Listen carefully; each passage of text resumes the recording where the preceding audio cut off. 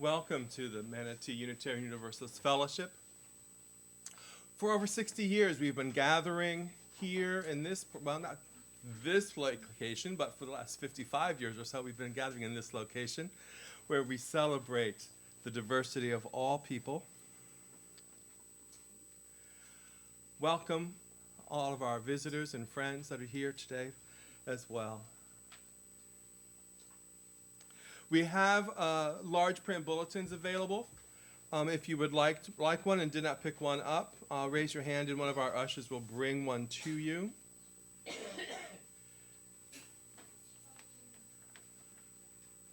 there anybody that needs one? Raise your hand. Okay. Yes, up front, yes. Second table in, Ed.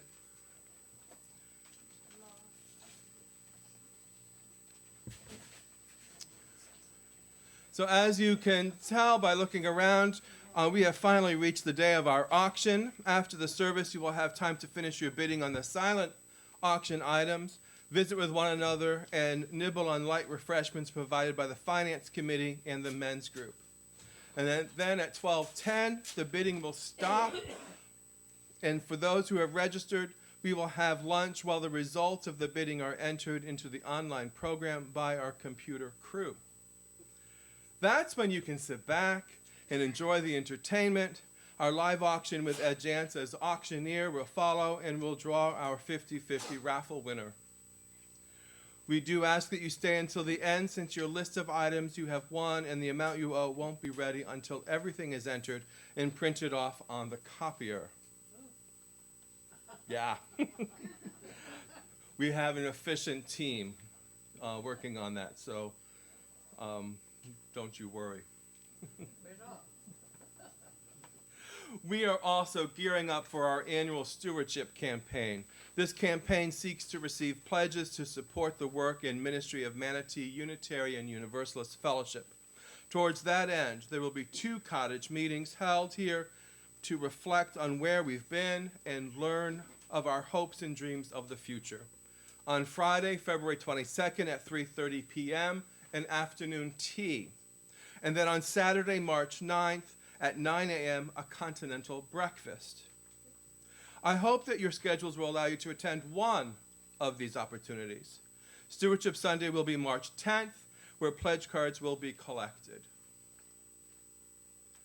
And we're now ready for our prelude.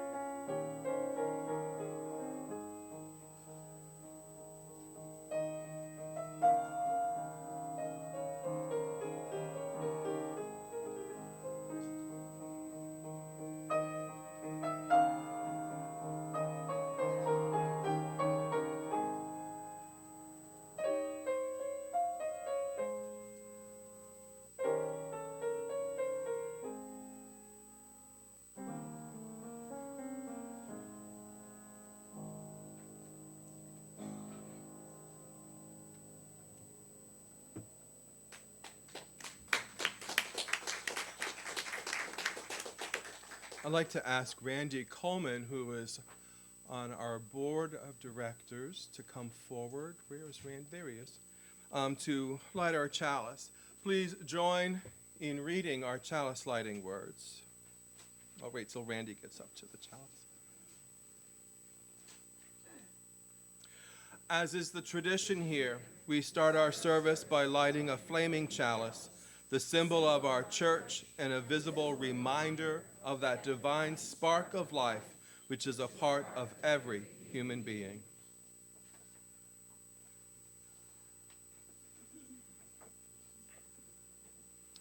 Our opening words are by Elizabeth M. Strong.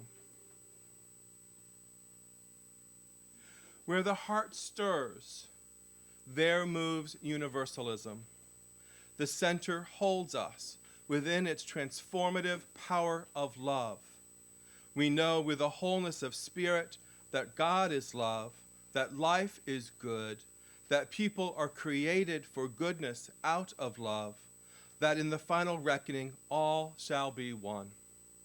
When we hurt, when we are broken, when we become separated, let us seek the center which holds. Let us remember the goodness for which we were created. Let us be open to the transformative power of love that moves within the heart of life and be whole once again. Our opening hymn this morning is number 6, Just As Long As I Have Breath. It is found in your gray hymnal. Please rise in body or spirit.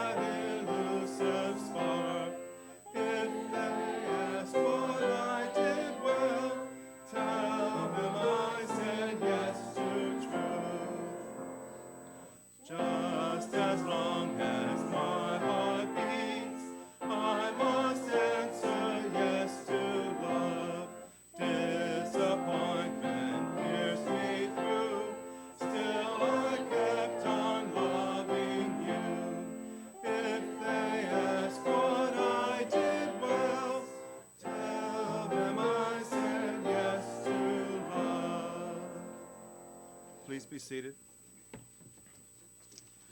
We have a responsive reading. It's found in the order of service. Please join in reading the italics in bold.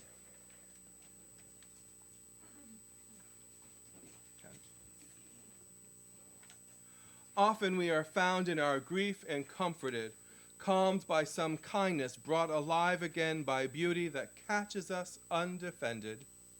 Even when the sun is so thin and far, even at the hour the storm is at its height, renewal nests within sorrow, love abides, even beyond anger, beyond death.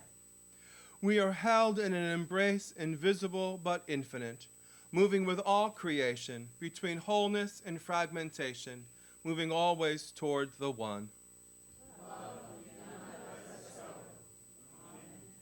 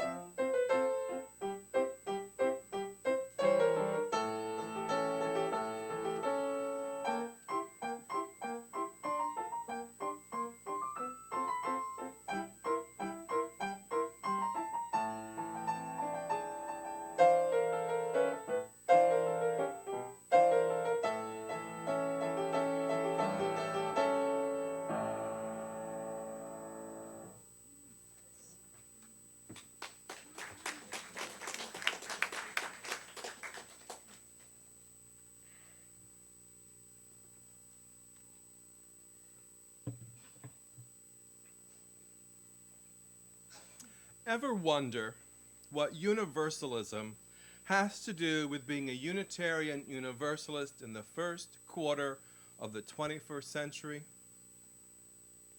I sometimes think we see the word Universalist like an appendage that has outlived its evolutionary usefulness.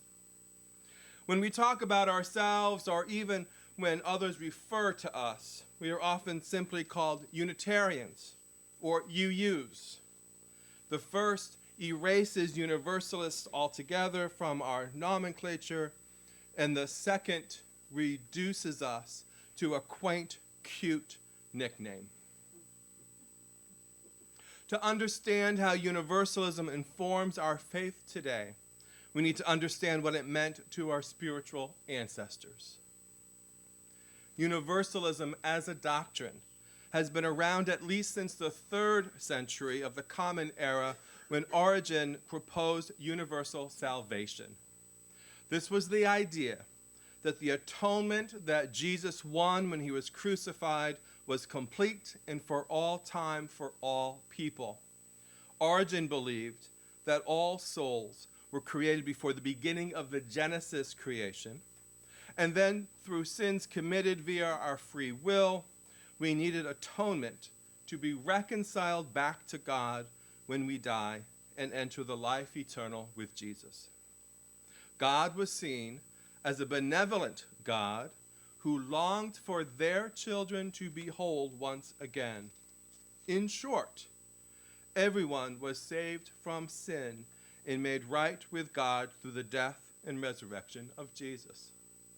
This doctrine came under attack after Augustine in the late 4th, early 5th century introduced the idea of election, where only a remnant of the people would be saved, and the others would be cast out into the eternal flames of hell.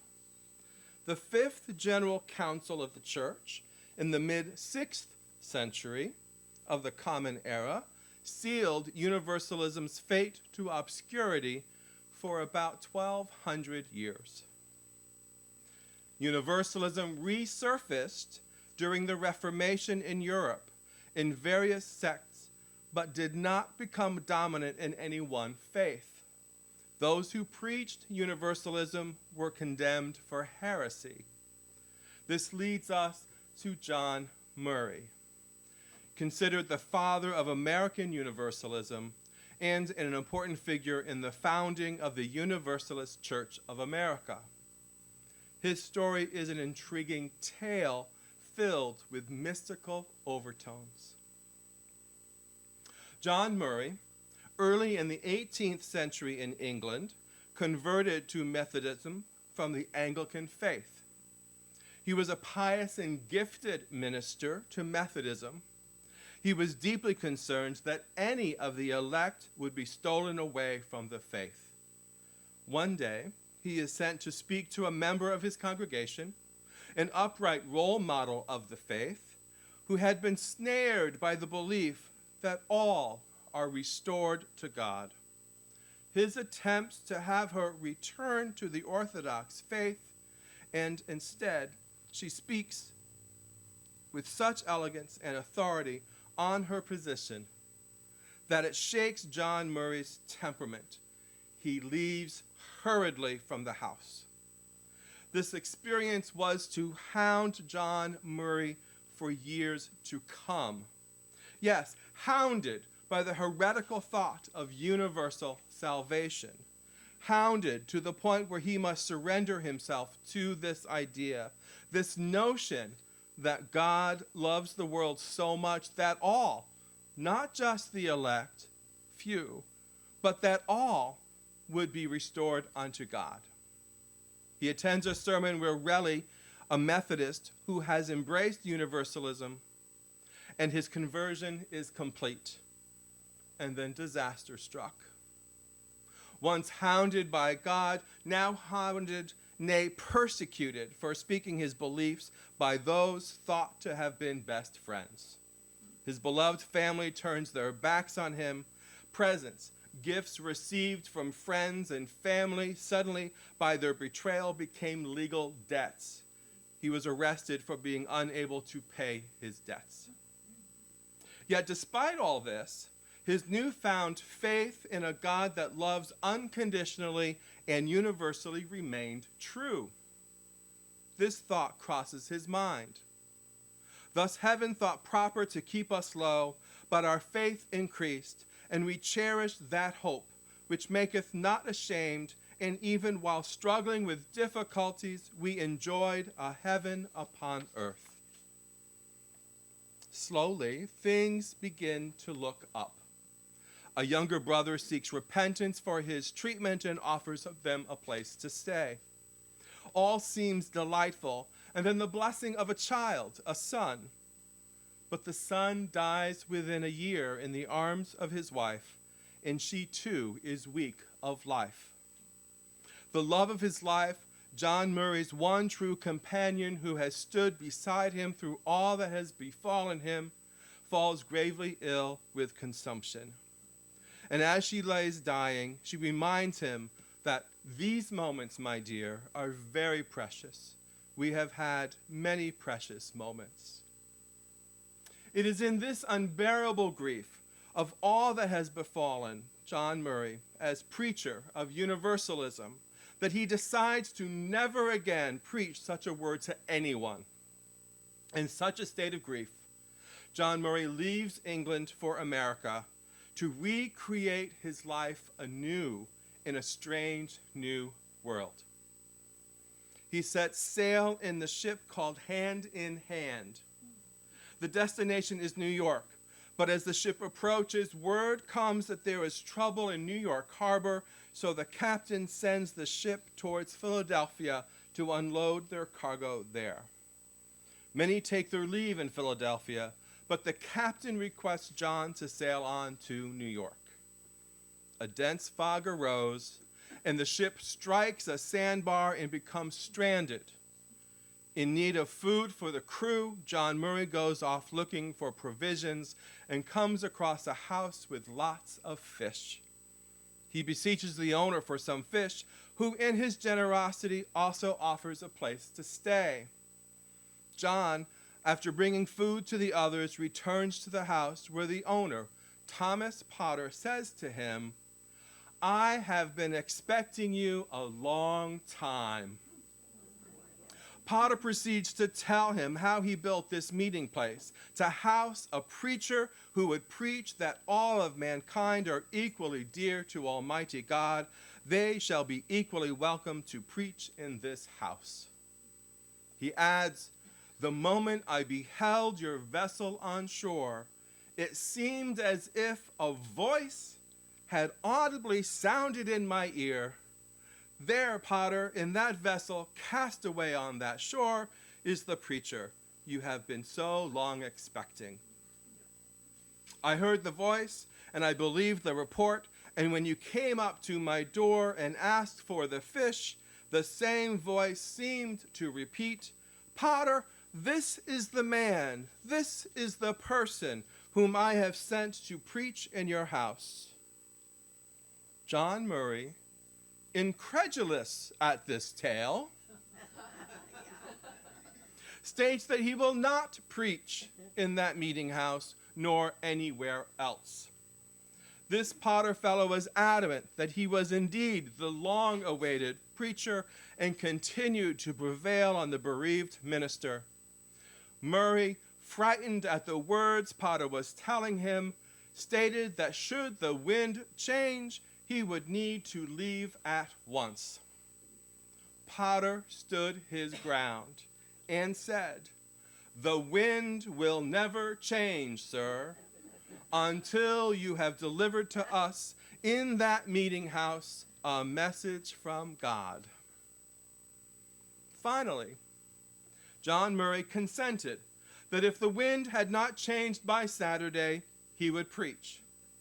The wind did not change on the morning of Saturday, and Mr. Potter wanted to send announcements that Murray will be preaching on Sunday. But Murray said if the wind should change by midday Saturday, he would have to set sail.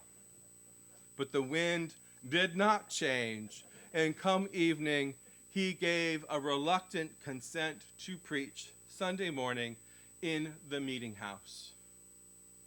Mr. Potter greeted each visitor with, "This is the happiest day of my life. Neighbors, this is the minister God promised to send me. How do you like God's minister?" John Murray, with his heart trembling, delivered his message of universal salvation. Soon after he preached, word came that the winds had shifted, allowing him to depart for New York. John Murray continued to preach the news of universal salvation throughout New York and New Jersey, and a few years later established a universal congregation in Gloucester, Massachusetts, considered to be the first Universalist church in North America. Now, this story is perhaps the closest thing to a miracle story that we have in our Unitarian Universalist history. It is not all that different from the story of Moses hearing a voice calling him to lead the enslaved Jews out of Egypt, or the messenger to Abraham that he and his wife Sarah would soon have a son in their old age, or Zechariah being told by another messenger in the temple that his wife, long considered barren, would give birth to the one who would be called John the Baptist. But that is not the point I am making this morning. Here was John Murray, who suffered grievously in the first half of his life. He was persecuted for his beliefs. He lost all of his possessions because of lies and deceits by his family and friends. He lost his son and wife only months apart from each other. He leaves England and tells his mother that his leaving is symbolic of his death, to consider him as dead because his entire world in England has died. There is no longer any hope for him there. He will not be returning.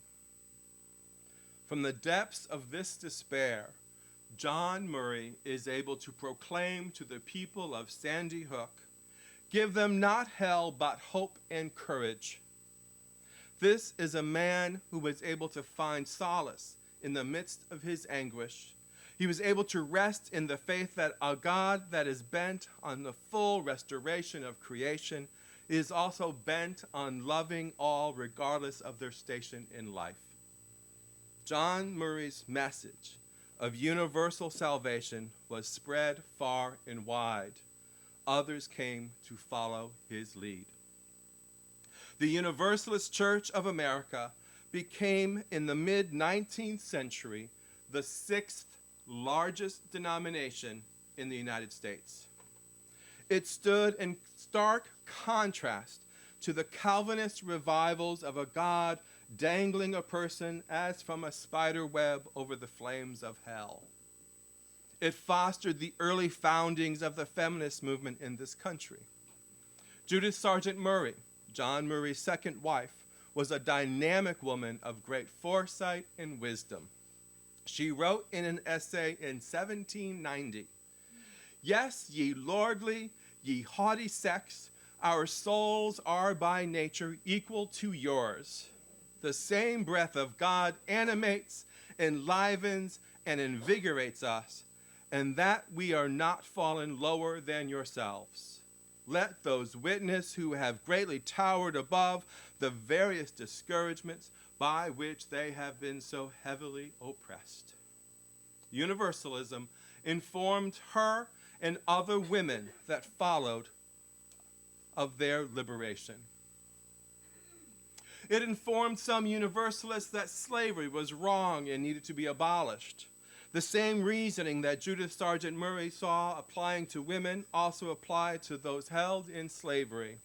The same breath of God animates, enlivens, and invigorates those enslaved as well, and they have not fallen lower than those who are free, and therefore should be free to pursue their own path without the hindrance of chains.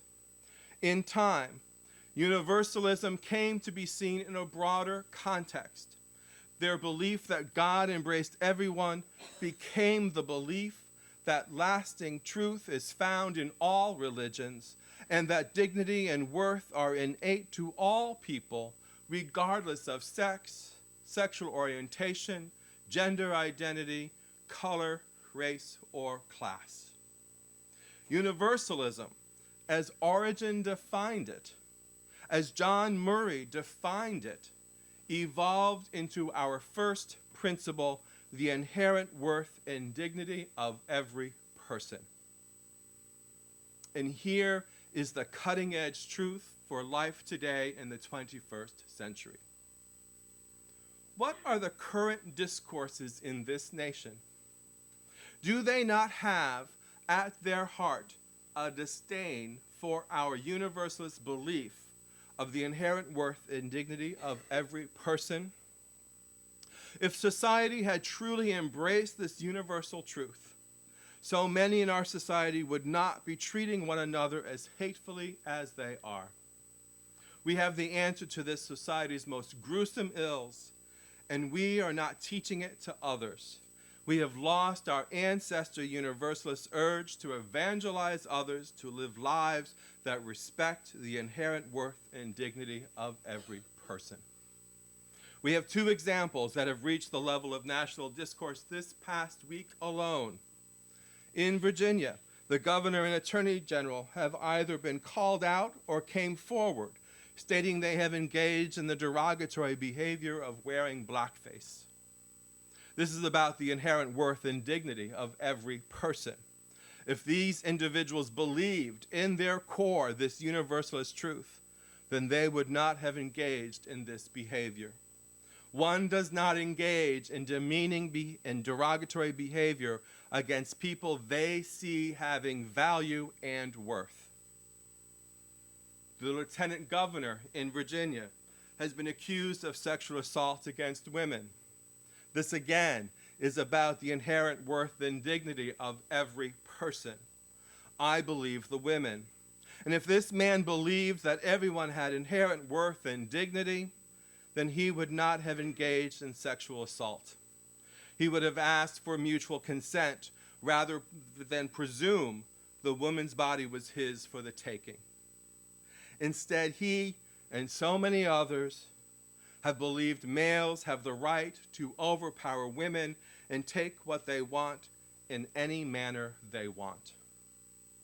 This is wrapped up in issues of male privilege, toxic masculinity, self-worth and esteem, etc. But the bottom line is the refusal to acknowledge the universalist truth of inherent worth and dignity of every person. There are other examples. Black Lives Matter, our interference in Venezuela, the separation of children, refugees from their parents, and then conveniently not able to reunite them, reproductive rights, mass incarceration, LGBTQ rights, transgender folks in the military. All of these have at their heart the refusal to honor the inherent worth and dignity of every person. All have the issue of presuming that others have the privilege or right to decide how these folks should live their lives. Our universalist heritage has its roots in a belief that God was a benevolent God who loved us and wanted us to be whole and would ultimately reconcile us to them. It stood in contrast to the errant Calvinist theology that God only predestined some for salvation and the others for the flames of hell here on earth and in the life hereafter. It continues to stand in contrast to the false belief that some deserve an abundant life and others do not. How might you ensure a universalist belief of inherent worth and dignity for every person be lived out today?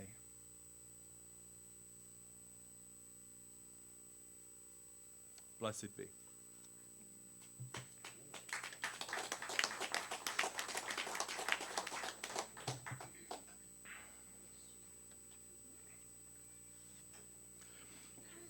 We come now to prayers of the community, and I just want to mention that Lisa Jans is now home from Blake Hospital. James Grogan is still recovering from his knee surgery. There was a good turnout for the Share Dish on Friday night.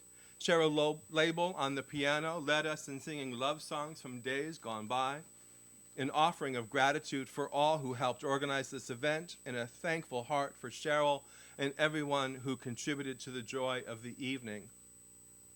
May all who are attending the annual auction enjoy a wonderful luncheon and have fun bidding, and may there be gratefulness expressed to all who made this event possible. And I'd like to make special mention of those who aren't able to be with us and might enjoy a note in the mail, a phone call, a visit. Bob Brungart, Richard and Regina Arata, Zeta Merrill, Skip McAfee, Leslie Roel. There may be others that come to your mind. Please make a point to reach out to them this week. Let them know we are thinking of them and that we care about them. Please join me in a moment of silent meditation as we lift these up in our hearts and minds and all else that is not yet spoken.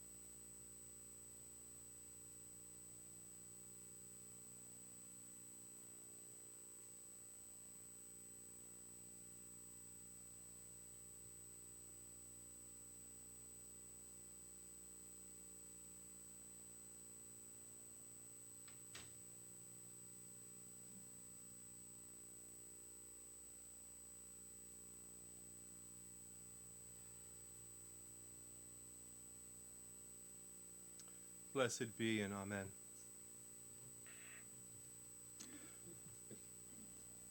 We say in our church that the offering is a sacrament of the free church. What we mean by that is that we believe it is a blessing to be able to govern and support our religious community ourselves, to make possible by our generosity everything we dream of and do to live out our shared values. Every week, we lift up the spiritual values of generosity by taking an offering for the ministries of this fellowship. Our plate then, as it is passed along among us, becomes filled with the evidence that generosity, it is our harvest, gathered in every week for what most nourishes us. The ushers will now come among you to receive gifts of the congregation. The morning offering is most gratefully received.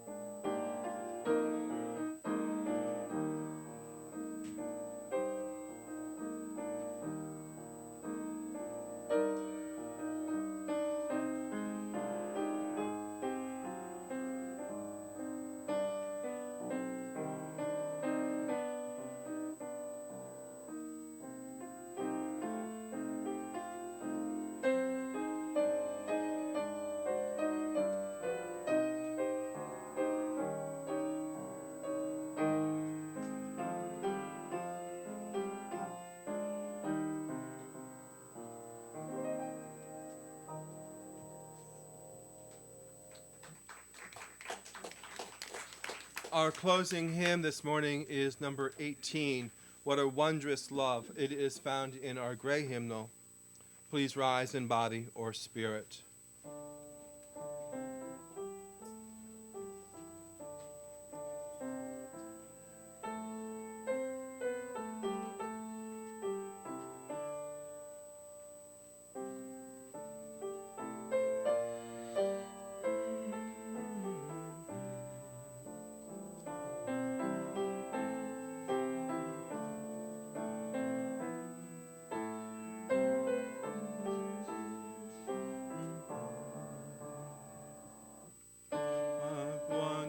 Love is this, oh my soul, oh my soul. What wondrous love is this, oh my soul. What wondrous love is this that brings my heart such bliss and takes away the pain of my soul, and takes away the pain of my soul. When I was sinking down, sinking down, sinking down. When I was sinking down, sinking down. When I was sinking down, down beneath my sorrow's ground, friends to me gathered round, oh my soul, oh my soul. Friends to be gathered round, oh my soul. To love and to all friends, I will sing, I will sing. To love and to all friends, I will sing. To love and to all friends, through pain and sorrow mend. With thanks unto the end, I will sing, I will sing. With thanks unto the end, I will sing. I again ask Randy Coleman to come forward to extinguish our chalice.